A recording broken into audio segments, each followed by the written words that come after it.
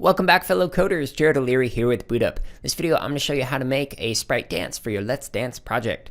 So first thing we want to do is we want to add in a sprite that's going to dance. So we go down in here, we choose a sprite, and there actually is a dance category in here. So a theme that we can pick from. And when you move your mouse over it, you can see the different costumes for this dancer. You can pick one that looks pretty cool. Like I might pick LB Dance. Looks good to me.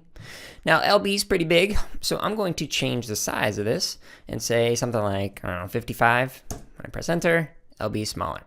Now I don't need Scratch Cat right now, so I'm just gonna move Cat out of the way.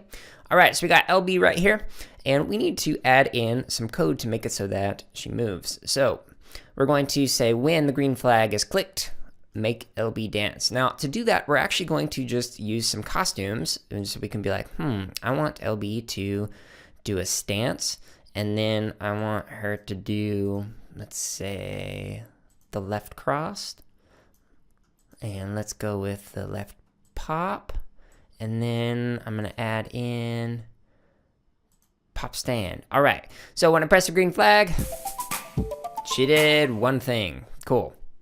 Not quite what I was going for. So what I did not add in here was a wait in between each one of these. So what you want to do after each time you switch is you want to simply add in a wait. And so now when we press the green flag, she's dancing. And the music's still going, and she stopped dancing. Not really what I want from my dancer.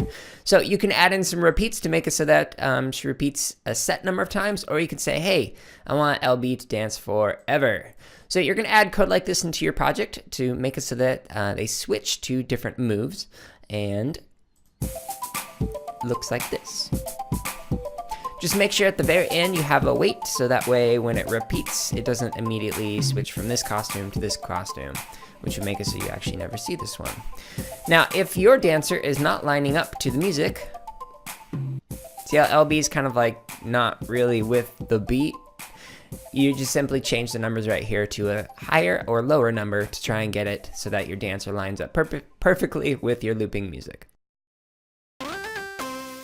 Hey everyone, if you're watching this on YouTube, go ahead and like, comment, and subscribe. If you're not watching us on YouTube, you can find us on that platform as well as other social media outlets by searching for BootUp PD.